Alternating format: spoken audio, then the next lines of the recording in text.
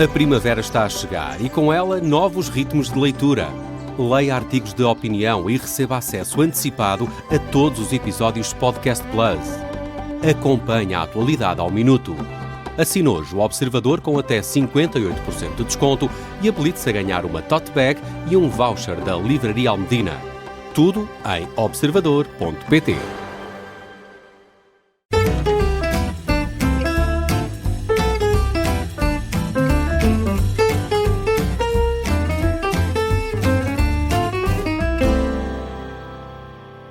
Olá, sejam muito bem-vindos. Já sabe, esta é a história das histórias. Estava à espera de nos ouvir, eu sei, eu sou o João Dura e, sobretudo, Alberto Correia, é ele que vamos dar a vez e a voz nesta semana. Vamos falar hoje, concretamente, de também outro tema de abrir um bocadinho o apetite. Vamos falar da merenda. As merenda nas terras do Demo.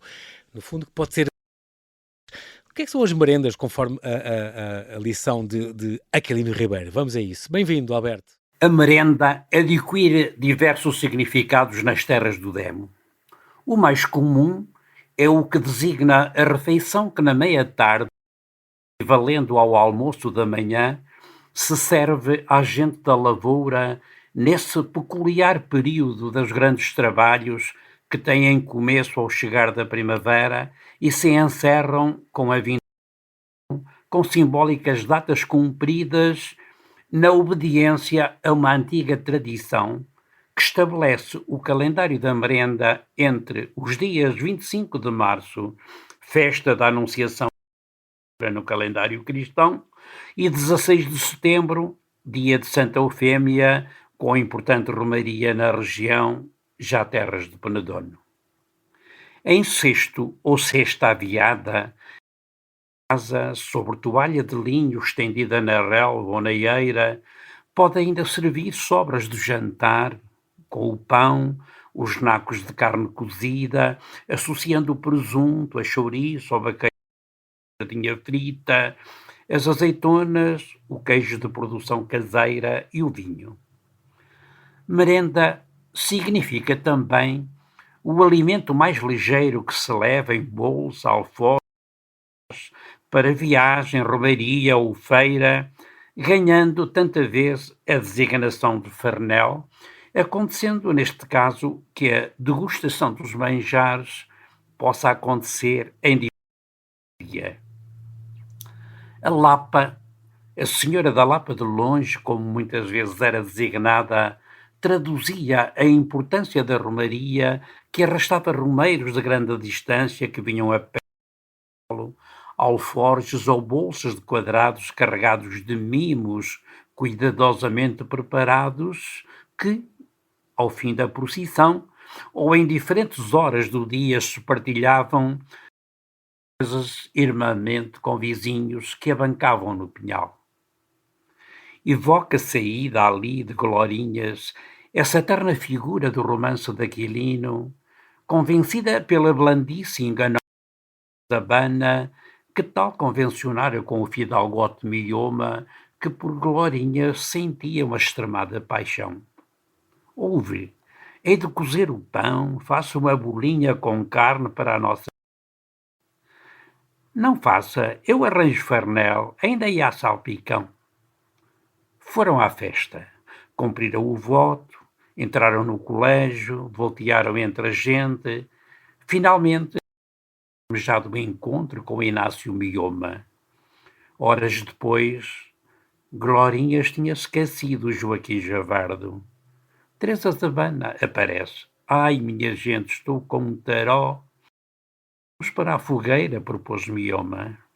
Sentaram-se ao lume, junto do vendeiro do odre, e puxando elas dos farnéis, todos três comeram e beberam como família. Isso se passava também com Malhadinhas ao tempo das suas romarias de rapaz. Ia-se à Senhora da Lapa, à Senhora da Penhavuga, de cruz, estandarte e borracha a tiracolo, no bornal o pão, azeite e ovos, no merendeiro as trutas do Paiva. E, evocando o escritor peripécias da sua própria Odisseia, Viseu vai, Viseu vem, lembra. como nos breviários dos frades, com os passos rituais, hic bibitur, hic pitatur, tomava-se o seu coodora, sorte de viático para as...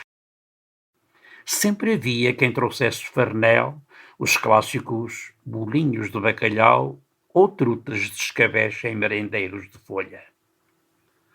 Atente-se na recomendação feita ao criado do Carregal, que dele se despede em Viseu e que, entre outras recomendações, não deixa esquecer a da merenda para a viagem no regresso de Lisboa.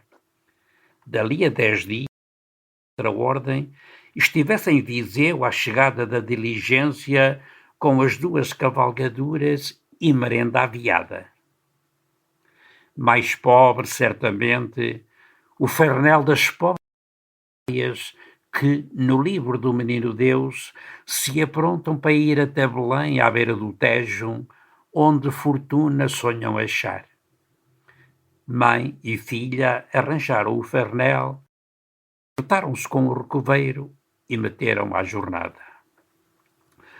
Curioso exemplo é o farnel que as mães dos estudantezinhos da Lapa mandavam aos filhos para os compensar do colégio.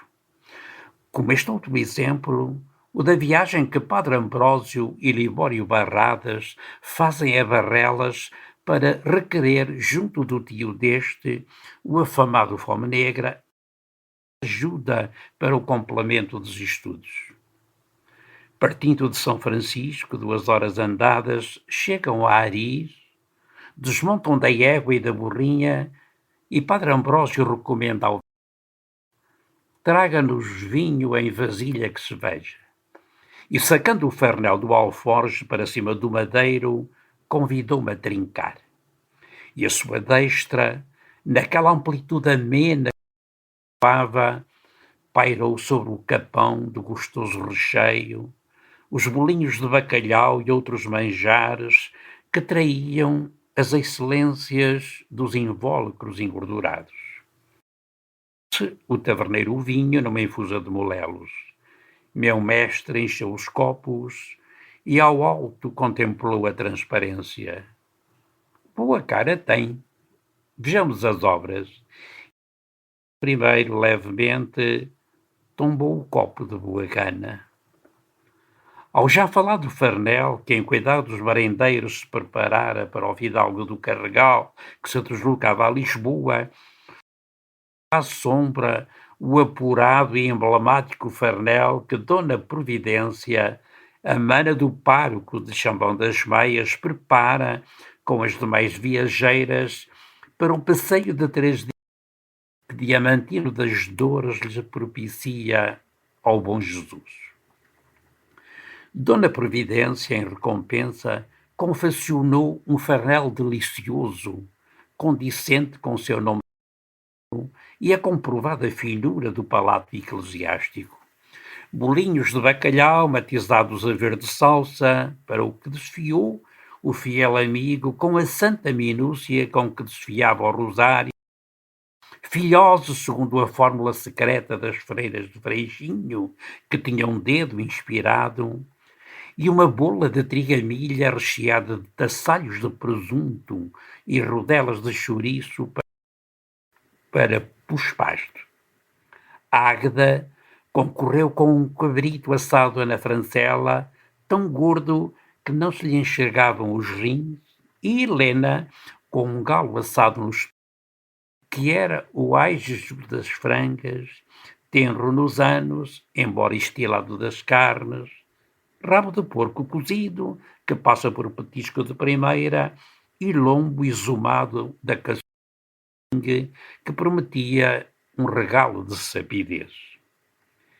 Exemplo ainda, a merenda, hoje chama-lhe piquenique, com que Silvério Taranta, enriquecido ao Império, celebra a posse de um açude para junto do qual convida alguns dos graúdos da vila, a parentela e alguns pescadores que colhem as trutas do açude e limpeza. O azeite rechina na frigideira. Os lenços vermelhos das cozinheiras e ajudantas luzem por entre a boscagem. A senhora do taranto, toalha de estopa. Parte a grossa boroa centeeira em fatias. Planta ao centro a almofia das azeitonas. Para uma ponta da mesa põe os seus talheres de estanho e copos. Outra extremidade, onde a mezenda arraia, servem muito bem os garfos de ferro. À falta de garfos, os 5 dedos, que não tinha outros Adão, e para foi amassado por Deus. As fidalgas puxam das suas merendas especiosas. Muito bem, estamos conversados sobre as várias interpretações que se pode dar às merendas, desde o mata-bicho, o farnel, a refeição da meia-tarde, o farnel das romarias e dos passeios e das viagens, até ao moderno, nas palavras de Aquilino, que Alberto Correia conhece tão bem. Alberto, por nós estamos conversados por hoje, marcamos encontro amanhã. Bem-aja. Até amanhã.